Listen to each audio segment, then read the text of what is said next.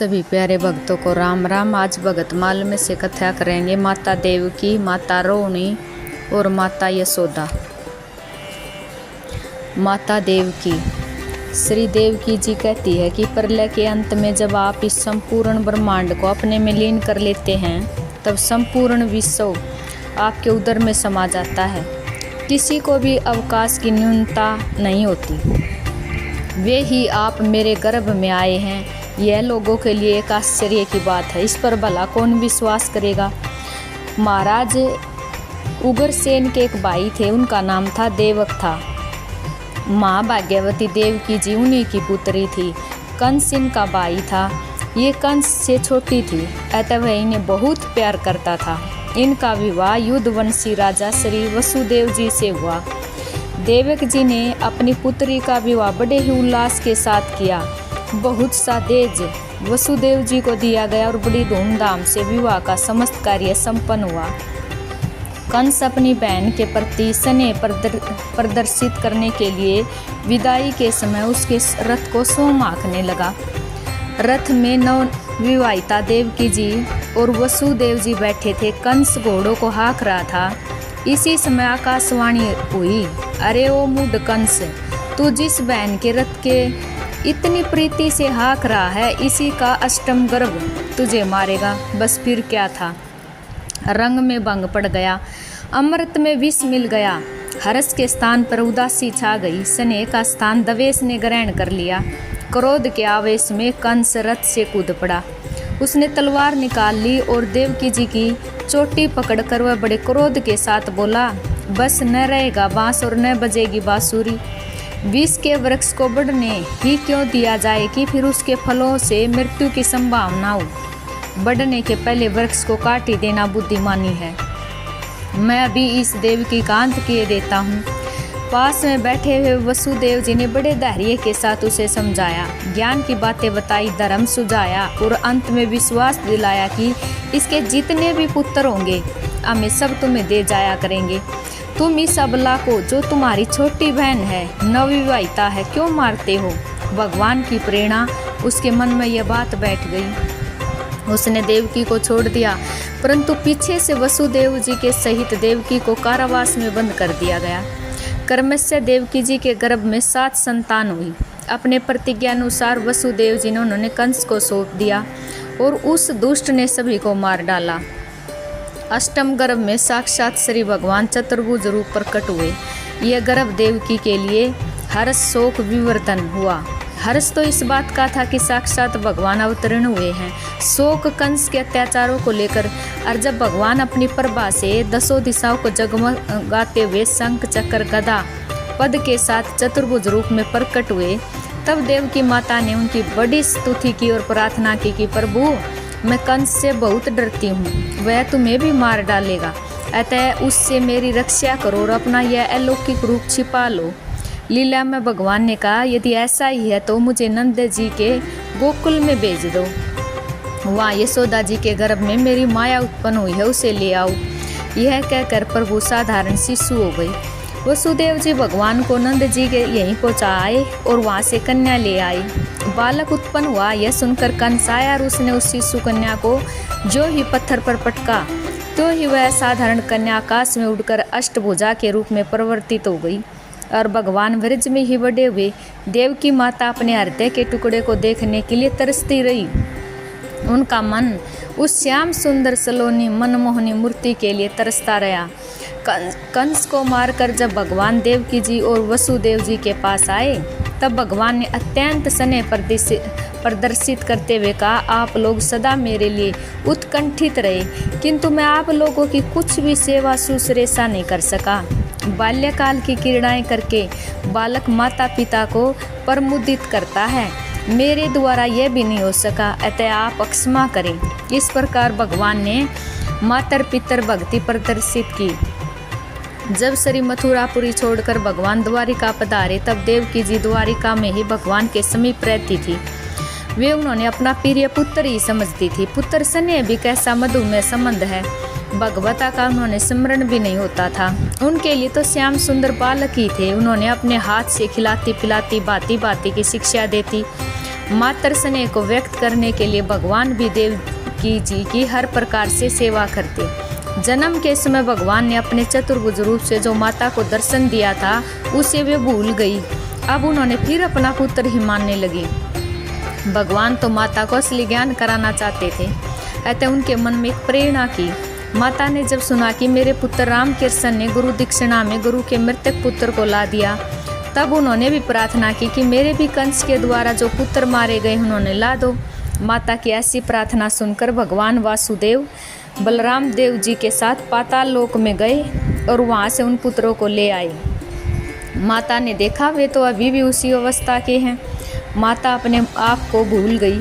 उसके स्तनों से दूध टपकने लगा। बड़े स्नेह से उन्होंने गोदी में बिठाकर वे दूध पिलाने लगी। वे भी कृष्णोचित स्तन का पान करके देवलोक को चले गई। अब माता को ज्ञान हुआ कि ये मेरे साधारण पुत्र नहीं, ये तो चराचर के स्वामी हैं, विश्व के एकमात्र अधीश्वर हैं। माता की मोह ममता दूर हो गई और वे भगवान के ध्यान में मगन हो गई। अंत में जब प्रभास क्षेत्र की महा यात्रा हुई और उसमें सब युद्धवंशियों का नाश हो गया और भगवान भी अपने लोक को पधार गए, तब यह समाचार दारुक के द्वारा वसुदेव देवकी जी ने भी सुना और वे दौड़े दौड़े प्रभास क्षेत्र में आए और वहाँ आनंद कंद श्री कृष्ण और बलराम को न देखकर माता देवकी ने श्री वसुदेव जी के साथ भगवान के विरह में पंचभौतिक शरीर से उसी क्षण संबंध त्याग दिया और वे उस भगवत धाम को चली गई जहाँ उनके प्यारे प्रभु नित्य निवास करते हैं। माता रोणी। जब कश्यप जी ने वसुदेव जी के रूप में जन्म धारण किया था, तब उनकी पत्नी सर्पों की माता कृतु भी रोणी के रूप में उत्पन्न हुई। समय आने पर वसुदेव जी से रोणी का विवाह हुआ। इनके अतिरिक्त पूर्वी, बदरा, मदिरा, रोचना, इला और देवकी आदि बहुत सी पत्नियां वसुदेव जी के थी। और जब क्रूर कंस ने वसुदेव देवकी को कारागार में बंद कर दिया, तब रोहिणी जी बड़ी व्याकुल हुई।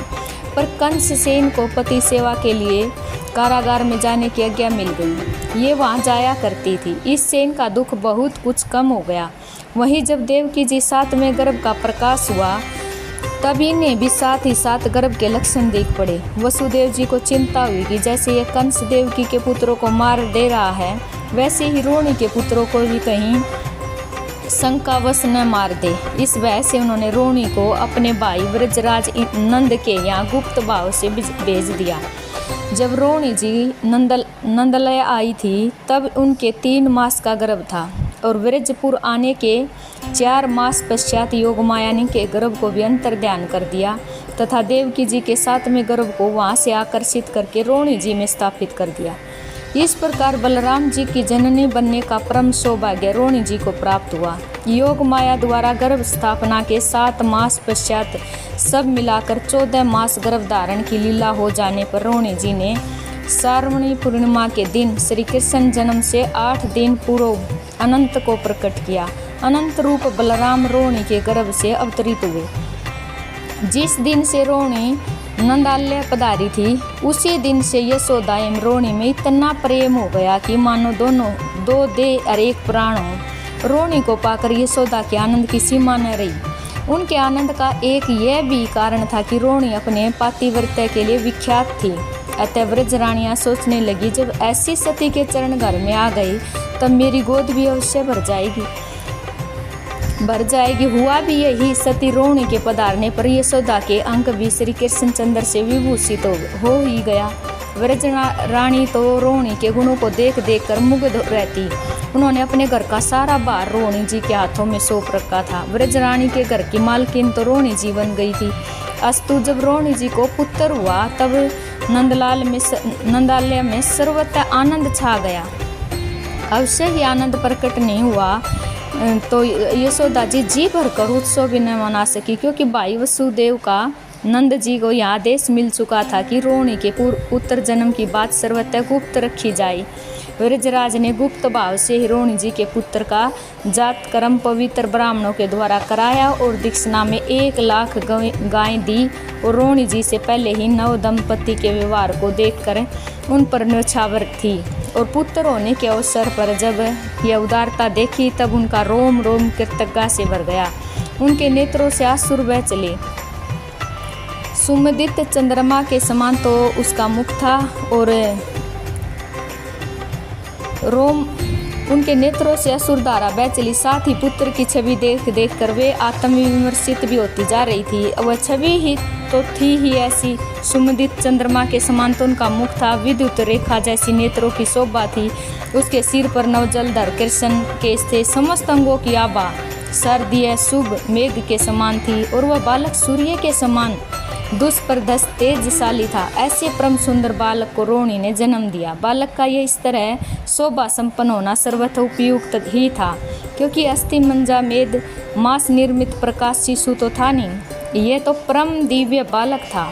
बालक भी कथन मात्र का ही, वास्तव में तो स्वयं भगवान अनंत शेष नाम से अभिहित रूप ही बालक बनकर आया था। रोहिणी जी को एक दुख भूलता नहीं था, वह था पति वियोग का। पुत्र को देखकर वह दुख भार बहुत कुछ कम हो गया। फिर भी रह रह कर भीतर वह स्मृति जाग उठती और रोहिणी जी पति के लिए व्याकुल हो जाती। किंतु जिस दिन से यशोदानंदन का जन्म हुआ, जिस क्षण में रोहिणी जी ने उन्होंने देखा, बस उसी क्षण से रोहिणी जी मानो सर्वथा बदल गई। उनके हृदय की सारी वेदना, सारी जलन यशोदानंदन के मुख चंद्र से हर ली। उनके प्राण शीतल हो गए। ब्रजपुर में आज पहली बार रोहिणी को गोपियों ने वस्त्राभूषणों से सुसज्जित देखा। 11 वर्ष 6 महीने श्याम सुंदर की मधुर बाल लीलाओं से जरती हुई दिव्यातीत दिव्य रसम कांदांगनी ब्रजपुर में प्रभावित होती रही। उनमें निरंतर अवगाहन कर रोहिणी धन्य होती रही। इसके पश्चात श्याम सुंदर मधुपुर चले गए। कंस का निधन हुआ और वसुदेव कारागार से मुक्त हुए। पुत्र को हृदय से लगाकर वसुदेव ने छाती ठंडी की और यह होने पर उन्होंने रोहिणी जी को बुलाने के लिए ब्रजपुर में दूत भेजा। पति का आह्वान सुनकर रोहिणी जी विचित्र ही अवस्था हुई। वे व्याकुल होकर मन ही मन सोचने लगी, हाँ एक और पति की आज्ञा उसे मैं टाल नहीं सकती। अपने दोनों पुत्रों को देखने की इच्छा छोड़ देना भी मेरे बस की बात नहीं, पर हाय श्री कृष्ण जननी यशोदा को सहसा कैसे छोड़ दूँ। ये कदाचि विधाता मेरे शरीर के 2 भाग कर देता, एक नेत्र एवं आधे अवश्य एक शरीर में बचा हुआ नेत्र एवं अविष्ट अव्यय दूसरे शरीर में, एक तो मधुपुरी के जीवन के लिए एवं एक यहाँ यशोदा की संभाल के लिए। इस क्रम से इस उद्देश्य को लेकर यदि देव मेरे अंगों को बांट दे तो मैं इस विपत्ति सागर को पार कर सकूंगी, अन्य और कोई उपाय नहीं। रोहिणी जी को अतिशय विषण देखकर यशोदा ने रोकर समझा, बहन तेरे प्राण एवं मेरे प्राण तो एक हैं। इसका प्रत्यक्ष प्रमाण यह है कि हम दोनों ने क्षण भर के लिए राम श्याम में भेद नहीं देखा। तो बहन मेरी बात मान, मैं मंद भागनी तो जा नहीं सकती, तू चली जा। राम श्याम को देख तेरे प्राण शीतल हो जाएंगे। पुत्रों को देखकर यदि तेरे प्राण रह गए तो भी मैं भी जी आऊँगी, क्योंकि तेरे मेरे प्राण सर्वथा भिन्न हैं। इसके सिवा मेरे प्राण बचाने का और कोई दूसरा उपाय मुझे नहीं दिखता। वास्तव में रोहिणी जी यही सोचकर मधुपुरी चली आई। मथुरा से जब वसुदेव जी को लेकर श्री कृष्णचंद्र द्वारिका चले गए, तब रोहिणी जी भी द्वारिका चली गई। उनके मन में आनंद तो यह रहता था कि वे निरंतर राम श्याम की लीलाएं देखती थी, सुनती थी, पर जब यशोदा का स्मरण होता तब प्राणों में टीस लगने लगती। वे फुफक फुक मारकर रो उठती। और कुरुक्षेत्र में रोहिणी जी का यशोदा से पुण्य मिलन हुआ और यशोदा को कंठ से लगाकर उसके अनंत गुणों को सबसे कह कहकर न जाने वे कितनी देर तक रोती ही रही। एक बार रोहिणी जी ने फिर ब्रजपुरी पधारी थी और दंत वक्तर का विनाश करके जब श्री कृष्णचंद्र ब्रजपुर गए तब उन्होंने राम के सहित रोहिणी मैया को बुलाया। रोहिणी मैया अपने पुत्र बलराम के साथ आई और जब ब्रजेश्वर यशोदा एवं नंद अंतर्ध्यान होने लगे तब ये भी नित्य लीला की रोहिणी में मिल गई। अवश्य ही जनसाधारण की दृष्टि में जो रोहिणी ने ब्रजपुर में लौट आई तथा श्री कृष्णचंद्र जी की शेष लीलाओं में योगदान करती रही। जब यदुकुल ध्वंस हुआ और दारू के समाचार को लेकर द्वारिका लौटे तब वसुदेव देवकी के सहित रोहिणी जी चित्कार करती हुई वहाँ गई जहाँ युद्धवंशियों के मृत शरीर पड़े थे। वहाँ जब राम कृष्ण को अपने पुत्रों को नहीं पाया तब ये मूर्छित होकर गिर पड़ी। रोहिणी जी की यह मूर्छा फिर नहीं टूटी। रोहिणी जी के साथ ही वसुदेव देवकी की भी दशा हुई। माता यशोदा मुक्तिदाता भगवान से जो कृपा प्रसाद नंद रानी यशोदा मैया को मिला, वैसा न तो ब्रह्मा जी को, न शंकर को, न अर्धांगिनी लक्ष्मी जी को कभी प्राप्त हुआ। वसुश्रेष्ठ द्रोण ने पद योनि ब्रह्मा से यह प्रार्थना की कि देव, जब मैं पृथ्वी पर जन्म धारण करूं, तब विश्वेश्वर स्वयं भगवान श्री हरि कृष्ण चंद्र मेरी परमा भक्ति हो। इस प्रार्थना के समय द्रोण पत्नी दरा भी वहीं खड़ी थी। दरा ने मुख से कुछ नहीं कहा, पर उनके अणु अणु में यह अभिलाषा थी कि मन ही मन दरा भी पद योनि से यही मांग रही थी। पद योनि ने कहा, तथास्तु, ऐसा ही होगा। इसी वर के प्रताप से दरा ने ब्रजमंडल के एक समुख नामक गोप एवं उनकी पत्नी पाटाला की कन्या के रूप में भारतवर्ष में जन्म धारण किया। उस समय जबकि स्वयं भगवान श्री कृष्णचंद्र के अवतरण का समय हो चला था, श्वेतवारा कल्प की 28वीं चतुर्युगी के द्वापर का अंत हो रहा था। पाटला ने अपनी कन्या का नाम यशोदा रखा। यशोदा का विवाह व्रजराज नंद से हुआ और ये नंद पूर्व जन्म में वही द्रोण नामक वसु थे जिन्होंने ब्रह्मा ने वर दिया था। भगवान की नित्य लीला में भी एक यशोदा है। वे भगवान श्री कृष्णचंद्र की नित्य माता है। वात्सल्य रस की घनीभूत मूर्ति यशोदा रानी सदा भगवान को वात्सल्य रस का आस्वादन कराया करती है।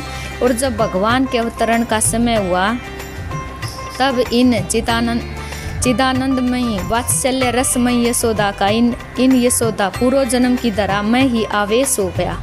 पाटल्या पुत्री यशोदा नित्य यशोदा से मिलकर एक में हो गई तथा इन यशोदा के पुत्र के रूप में आनंद कंद पर ब्रह्म पुरुषोत्तम स्वयं भगवान श्री कृष्णचंद्र अवतीर्ण हुए। जब भगवान अवतीर्ण हुए थे, उस समय यशोदा की आयु ढल चुकी थी। इससे पूर्व अपने पति नंद के साथ यशोदा ने न जाने कितनी चेष्टा की थी कि पुत्र हो, पर पुत्र हुआ नहीं। अतः जब पुत्र हुआ, तब फिर आनंद का कहना ही क्या। यशोदा को पुत्र हुआ, इस आनंद में तो सारा ब्रजपुर निमग्न हो गया। छठे दिन यशोदा ने अपने पुत्र की छठी पूजी। इसके दूसरे दिन ही मानो यशोदा वात्सल्य सिंधु का मंथन आरंभ हो गया। मानो स्वयं जगदीश्वर अपनी जननी का हृदय मथते हुए राशि राशि भावरतन निकाल कर बिखेरने लगे, बतलाने लगे, घोषणा करने लगे, जगत की देवियों, देखो, यदि तुमसे कोई मुझे पर ब्रह्म पुरुषोत्तम को अपना पुत्र बनाना चाहो तो मैं पुत्र ही बन सकता हूँ, पर पुत्र बनाकर मुझे कैसे प्यार किया जाता है, वात्सल्य भाव से मेरा भजन कैसे होता है, इसकी तो तुम्हें शिक्षा लेनी पड़ेगी।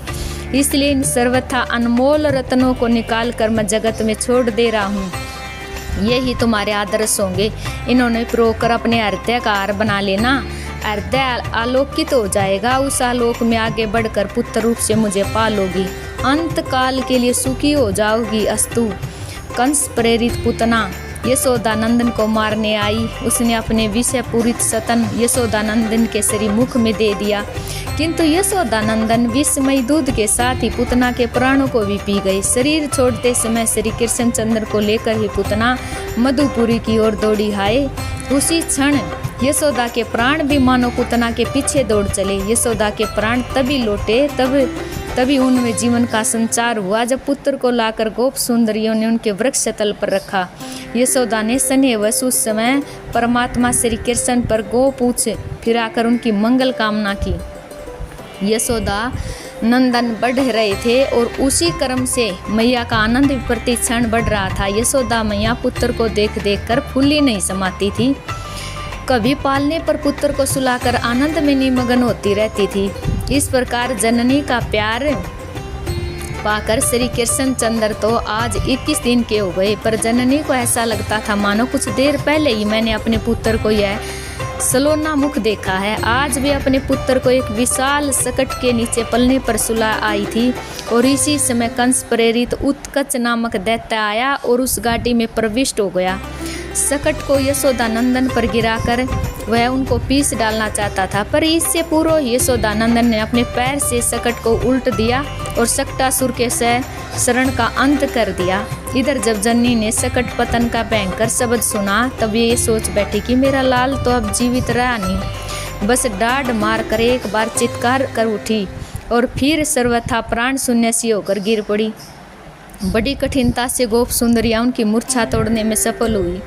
उन्होंने आंखें खोलकर अपने पुत्र को देखा। देखकर रोती हुई अपने को धिक्कार देने लगी। हाय रे हाय, मेरा ये नीलमणि नवनीत से भी अधिक सुकोमल, केवल 3 महीने का, और इसके निकट सकट हाथ भूमि पर गिरकर टूट गया। ये बात सुनकर भी मेरे प्राण न निकले। मैं उन्होंने प्राणों को लेकर अभी तक जीवित हूँ। तो यही सत्य है कि मैं ब्रज से भी अधिक कठोर हूँ। मैं कहलाने मात्र को तो माता हूँ। मेरे ऐसे मातृत्व को, मातृवत्सलता को धिक्कार है। यशोदा रानी कभी तो प्रार्थना करती है, विधाता मेरा वह दिन कब आएगा जब मैं अपने लाल को बहता चलते देखूंगी। दूध की दंतुलियाँ देखकर मेरे नेत्र शीतल होंगे। इनकी तोतली बोली सुनकर कानों में अमृत बहेगा। कभी श्री कृष्णचंद्र से निहोरा करने जाती। जननी का मनोरथ पूर्ण करते हुए क्रमशः श्री कृष्णचंद्र बोलने भी लगे, बेक्या भी चलने लगे, फिर खड़े होकर भी चलने लगे। इतने में वर्ष पूरा हो गया। यशोदा रानी ने अपने पुत्र की प्रथम वर्षगांठ मनाई। इसी समय कंस ने तृणावर्त दैत्य को भेजा। वह आया और यशोदा के नीलमणि को उड़ाकर आकाश में चला गया। यशोदा मात्र वत्सा गो की भांति पृथ्वी पर गिर पड़ी। इस बार जननी के जीवन की आशा किसी को न थी, पर श्री कृष्णचंद्र तृणावर्त को चूर्ण विचूर्ण कर लौटे। गोपियाओं ने दैत्य के छीन भीन शरीर से उठा लाई। तभी तत्क्षण यशोदा के प्राण भी लौट आए। दैत्य के द्वारा अपहत शिशु को पाकर महाप्रयाग में लीन होने पर भी यशोदा उसी क्षण वैसे ही चैतन्य होगी जैसे वर्षा का जल पाकर इंद्र गोप कीट की जाति जीवित हो जाती है। यशोदा एवं श्री कृष्णचंद्र में ओढ़ लगी रहती थी कि यशोदा का वात्सल्य उमड़ता। उसे देखकर उससे 100 गुणे परिणाम में श्री कृष्णचंद्र का लीला माधुर्य प्रकाशित होता। फिर इस लीला माधुर्य को देखकर सहस्त्र गुणी मात्रा में यशोदा का भाव सिंधु तरंगित हो उठता। इन पावन लहरों से ही धुलकर पुण्य श्री कृष्णचंद्र की लीला किरणें निखर उठती। क्षण भर पूरो जो थी उसी लक्ष्य गुणित परिणाम में चमक उठती। इस क्रम से बढ़कर यशोदा का वात्सल्य अनंत असीम अपार बन गया था। उसमें डूबी हुई यशोदा सब कुछ भूल गई थी। केवल नीलमणि ही उनके नेत्रों से नाचते रहते थे।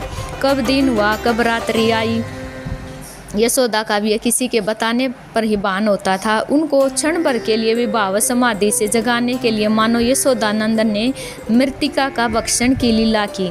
श्री कृष्ण ने मिट्टी खाई। यह सुनकर यशोदा उनका मुख खुलाकर मिट्टी ढूंढने लगी और उनके मुख में सारा विश्व अवस्थित देखा। देखकर एक बार तो वे काँप उठी, किंतु इतने में श्री कृष्णचंद्र की वैष्णवी माया का विस्तार हुआ। यशोदा वात्सल्य सागर में एक लहर उठी और वह यशोदा के इस विश्व दर्शन की स्मृति तक को बहा ले गई।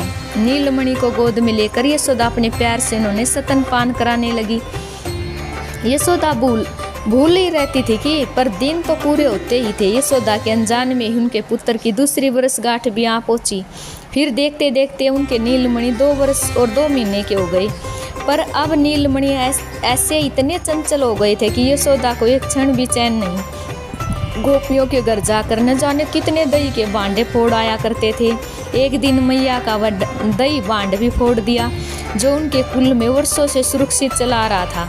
जननी के डराने के उद्देश्य से श्री कृष्णचंद्र को उखल में बांध दिया। सारा विश्व अनंत काल तक यशोदा की इस चेष्टा पर बलिहार जाएगा। इस बंधन को निमित्त बनाकर यशोदा के नीलमणि ने 2 अर्जुन वृक्षों को जड़ से उखाड़ दिया। फिर तो ब्रजवासी यशोदा नंदन की रक्षा के लिए अतिशय व्याकुल हो गई। पुतना से, सकट से, तृणावर्त से, वृक्ष से इतनी बार तो नारायण ने नीलमणि को बचा लिया। अब आगे यहाँ इस गोकुल में तो एक क्षण भी नहीं रहना चाहिए। गोपों ने परामर्श करके निश्चय कर लिया कि बस इसी क्षण वृंदावन चले जाना है। यही हुआ। यशोदा अपने नीलमणि को लेकर वृंदावन चली आई। वृंदावन आने के पश्चात श्री कृष्णचंद्र की अनेकों मोहन मोहनी लीलाओं का प्रकाश हुआ। उन्होंने गोप बालकों के मुख से सुन कर कुछ को अपनी आंखें देखकर यशोदा कभी तो आनंद में निमग्न हो जाती, कभी पुत्र की रक्षा के लिए उनके प्राण व्याकुल हो उठते। श्री कृष्णचंद्र का तीसरा वर्ष अभी पूरा नहीं हुआ, फिर भी वे बछड़ा चराने वन में जाने लगे। वन में वत्तासुर, वकासुर आदि को मारा। जब इन घटनाओं का विवरण जननी सुनती तब पुत्र के अनिष्ट की आकांक्षा से उनके प्राण छटपटाने लगते। 5वें वर्ष की शुक्लाष्टमी से श्री कृष्णचंद्र का गोचारण आरंभ हुआ। इसी वर्ष ग्रीष्म की समय उनकी कालिया दमन लीला हुई और कालिया के बंधन में पुत्र को बंधा देखकर यशोदा की जो दशा हुई थी उसे चरित्र करने की अक्षमता किसी में नहीं। 6ठे वर्ष में जैसे जैसी विधि मनोहारिणी गोष्ठ क्रीड़ा श्री कृष्णचंद्र ने की उसे सुनकर यशोदा को कितना सुख हुआ था, इससे भी वर्णन करने की शक्ति किसी में नहीं। 7वें वर्ष धेनुक उद्धार की लीला हुई। 8वें वर्ष गोवर्धन धारण की लीला हुई। 9वें वर्ष में सुदर्शन का उद्धार हुआ। 10वें वर्ष अनेक आनंदमयी बाल क्रीड़ा हुई और 11वें वर्ष अरिष्ट उद्धार हुआ और 12वें वर्ष के गौण फागुन मास की द्वादशी को केसी दैत्य का उद्धार हुआ। और इन अवसरों पर यशोदा के हृदय में हर्ष और दुख की जो धाराएं फूट निकलती थी उनमें यशोदा स्वयं तो डूब ही जाती थी और सारे व्रज को भी निमग्न कर देती थी। इस प्रकार 11 वर्ष 6 महीने यशोदा रानी के भवन को श्री कृष्णचंद्र आलोकित करते रहे, किंतु अब यह आलोक मधुपुरी जाने वाला था।